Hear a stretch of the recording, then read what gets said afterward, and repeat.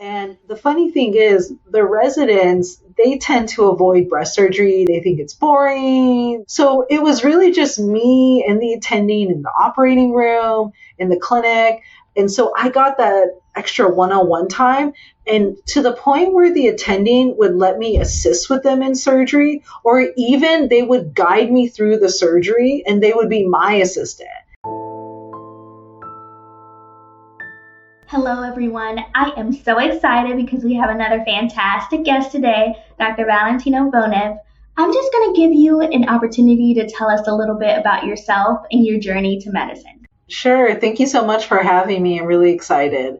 I am a breast surgical oncologist, and I'm originally from Southern California, and that's where I'm practicing. I went to UC Irvine for both my undergraduate and medical school. When I was a medical student, that's actually when I was exposed to surgery and specifically breast surgery, and that's what led me to where I am today. I did a general surgery residency at Loma Linda in California. And then because I still knew I wanted to be a breast surgical oncologist, I pursued a fellowship, which I completed at Northwestern Medical Center in Chicago, Illinois. And I've been practicing as a attending surgeon the last couple of years here in Orange County, California. And I'm super happy I'm a breast surgeon. I'm really happy and excited to talk about it and talk about surgery and hopefully get some students some good advice and inspire them to become surgeons or just any other doctor that they'd like to become. That's awesome, and we're excited and we're here for it. So a lot of the students who are listening, some people go into medical school kind of knowing what they want to go into. I typically don't recommend that because then you don't necessarily get all of the parts that you should probably obtain from medical school anyway, because most of the time is the last time you'll see that up close and personal, whether or not you're a surgeon, you're in primary care or other fields. Right. But it seems like you kind of discovered it while you were at school, your love of breast surgery. What made you realize that this was it for you? I know when I was in medical school, one of my mentors told me, like, you'll know when you find your people. So how did you know these were your people? So first off, I agree with you. I think it's great to start medical school with an open mind, because I feel like if you're like, I'm going to become a medical oncologist, you're very like, I think kind of narrow-minded, and you're not, paying attention to like, oh, wow, pathology. I never knew I would go into that, or maybe orthopedic surgery or family medicine. I feel like you want to make sure you expose yourself to as many specialties as possible so you can learn about them and be familiar with them. And then you may decide, wow, like I really enjoy this. So for me, going into medical school, I had the idea that I wanted to be a surgeon, but honestly, I did not know enough about it. I didn't really have that enough exposure to make that decision. So I was pretty open-minded, and I really told myself, just be open-minded no matter what you go into.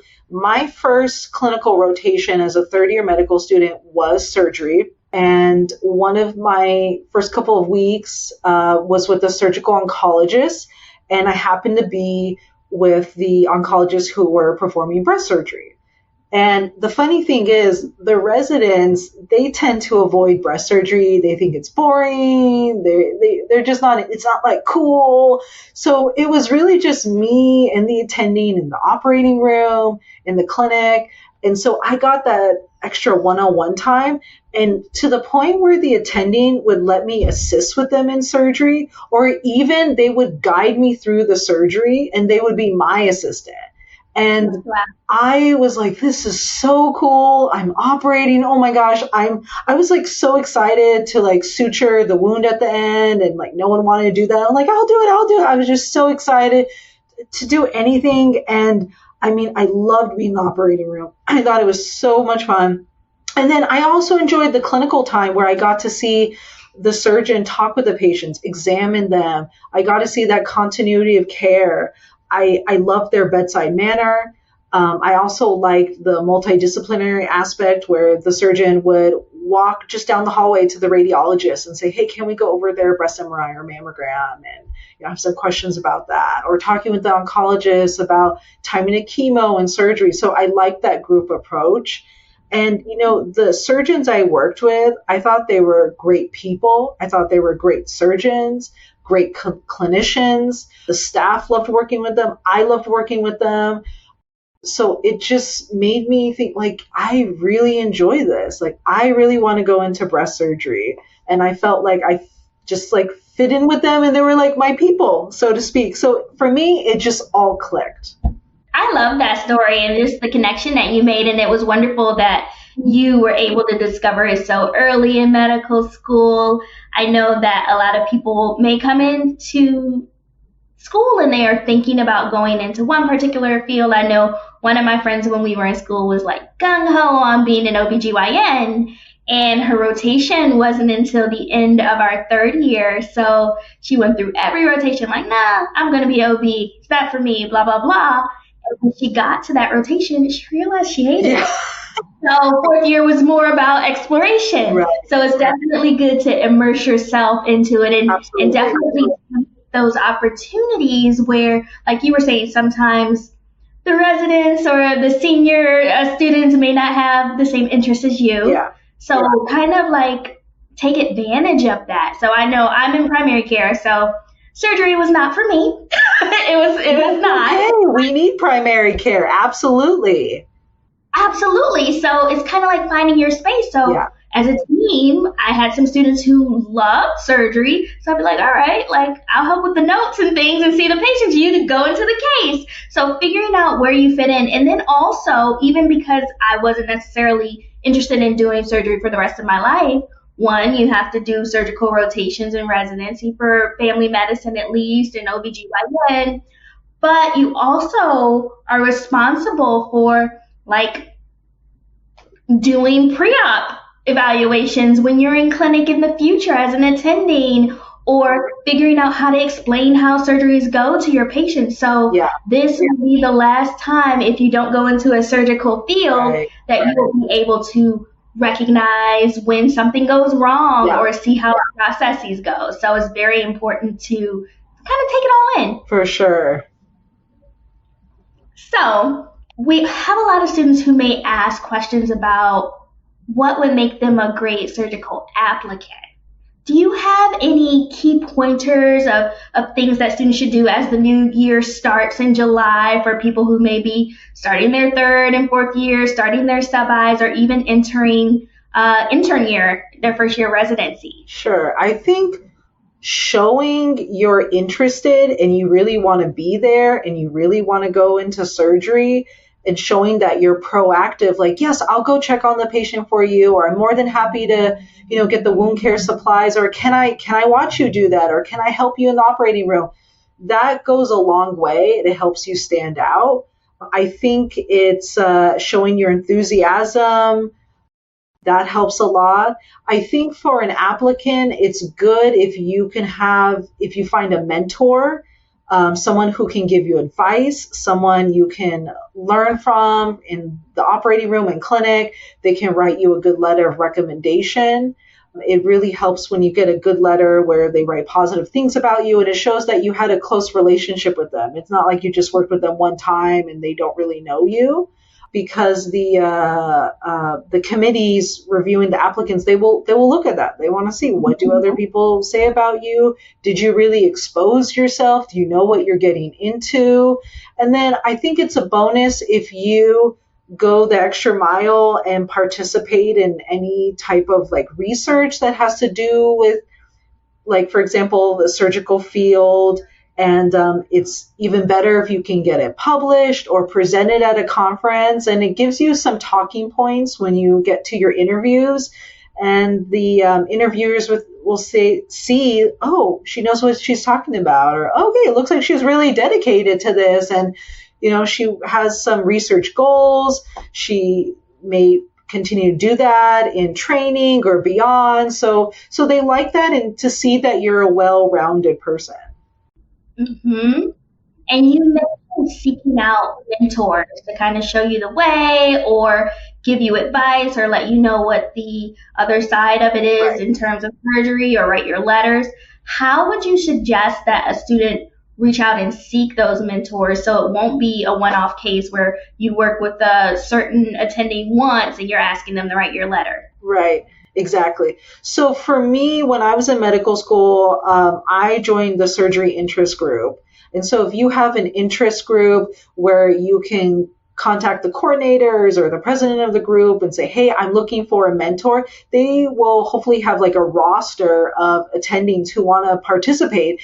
And they are expecting you to show up once a week or once every 2 weeks, something like that, regularly in their clinic or in their surgery cases, or whenever maybe you're on a different rotation. But if you happen to finish early on certain days, you can jump in and join them. Hey, can I join you in your case? And they're usually more than happy to have an extra set of hands. They like to teach as well. And that will give you a great working relationship with them.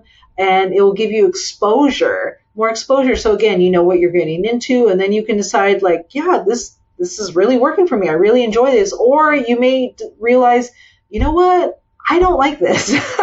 This is not for me. I need to look for a different specialty to go into. And that's okay.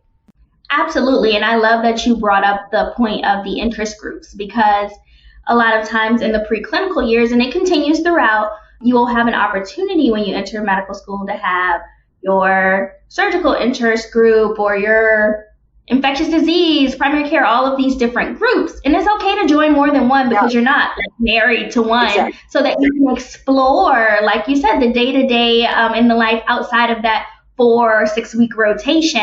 So you'll kind of develop those relationships, be able to know your seniors, be able to figure out how workflows go outside of the OR, what it's like in the clinical aspects, and all of these different things, get to know the nurses, because all of these people come together when, one, they're advocating for you for residency spots, or when it's time to write a letter, or just to kind of help you and let you know what it's like to be a part of the field. So it's definitely something to explore. Yeah, and get to know the residents and the fellows, because they're the one who are in it. You know, they're in the trenches every day, and that could be you in a year or two. So you want to see like how are things? Are they enjoying it? Like, what are the pluses and minuses? They can kind of give you that like real insider info, and they can also be mentors for you, and they can also give you a good idea like, oh, Dr. and so would love to have you in their cases. Like, why don't you contact them? You know, they'll give you that helpful piece of information.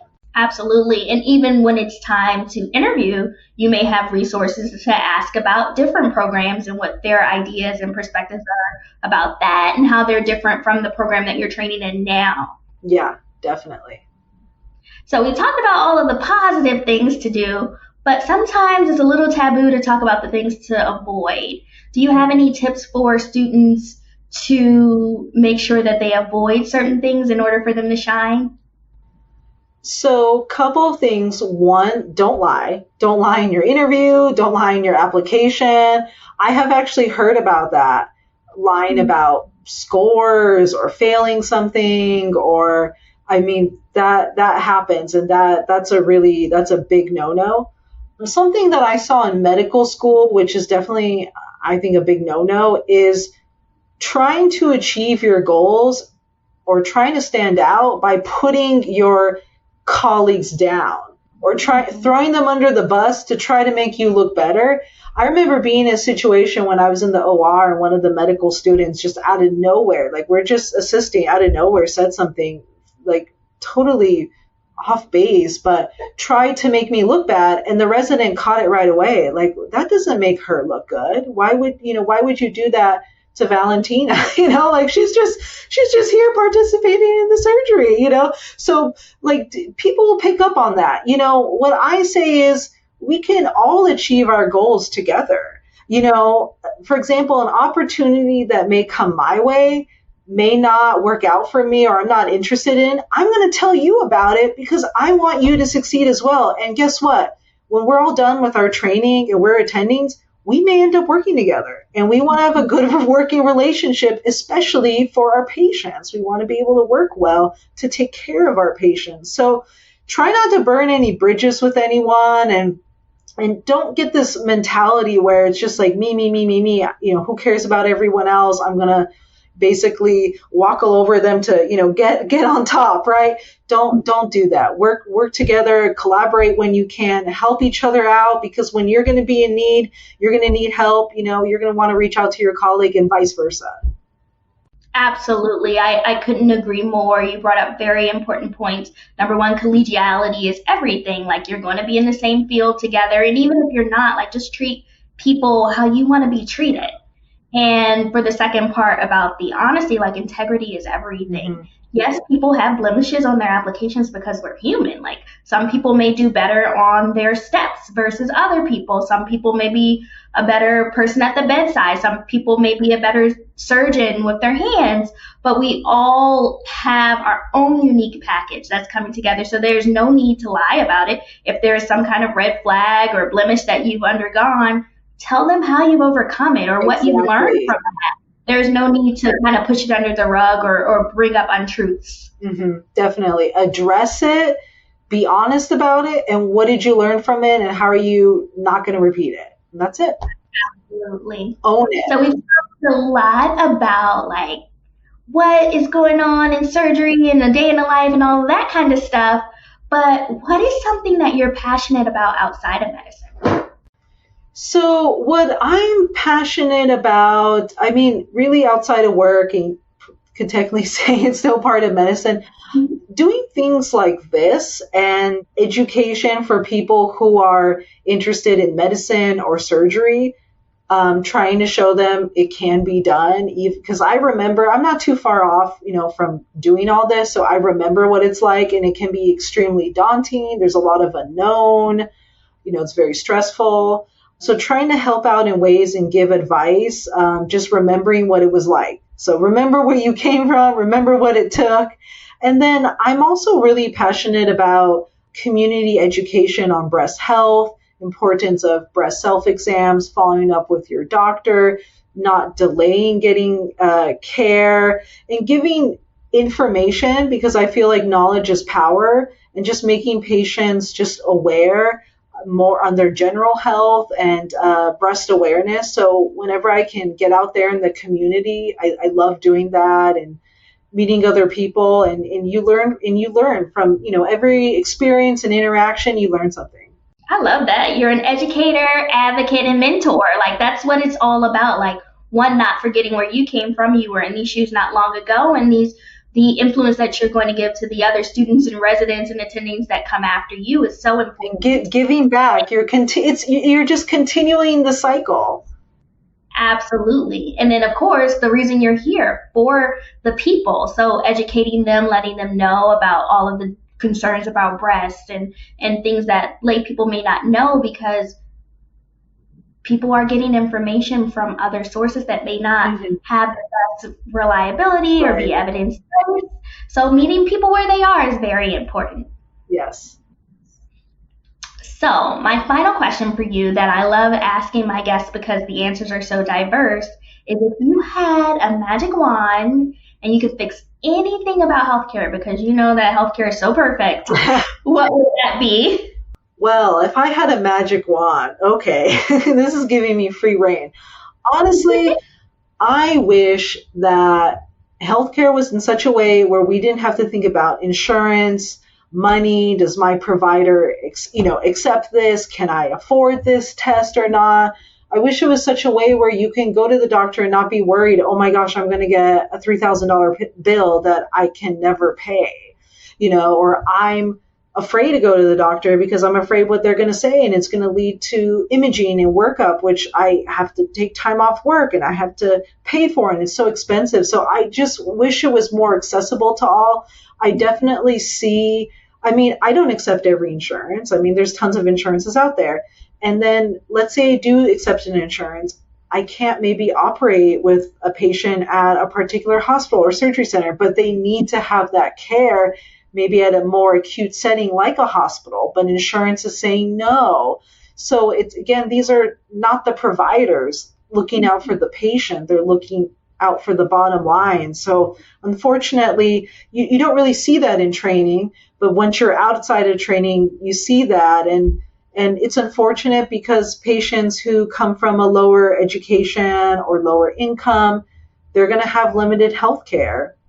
And they're also more hesitant to go to the doctor. And then that's why we still see patients sometimes present with a more advanced breast cancer when it could easily have been detected at a stage 1, very treatable, do well.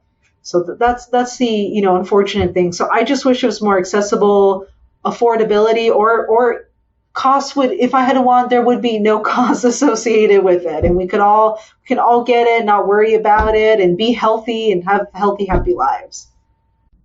I couldn't agree more. I'm not going to add much more to that. I know it's controversial, but to me, healthcare is a human right. So we have to figure out ways in which we can join the rest of the developed world to provide a level of access to everyone. Yeah.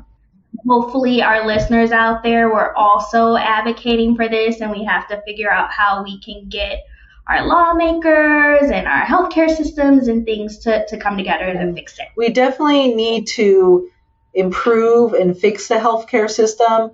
It's a really big task, but like you said, we all need to work together, and the ultimate common goal is for the patients. Absolutely. So it's been so lovely having you on the show. You've shared so many pearls of wisdom. So I'm just going to give you an opportunity to say goodbye to our audience and let them know how they can reach out.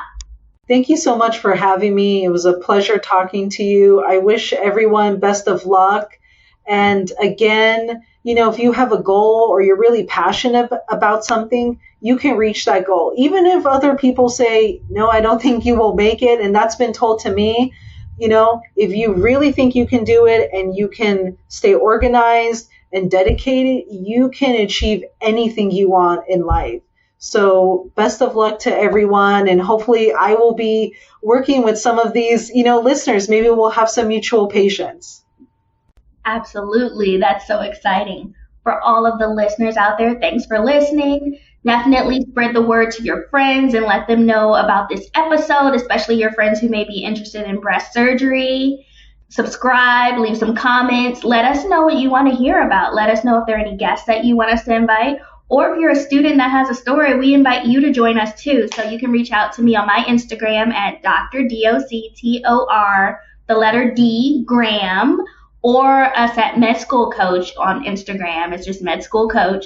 And let us know what you want to hear. We're here for you. So we'll see you again next week with another fantastic show. Bye. Each episode of the Prospective Doctor podcast is brought to you by Med School Coach. To access articles, videos, webinars, and free tools to help you succeed on your journey toward medical school and beyond, visit our website, prospectivedoctor.com. We hope you tune in again next time.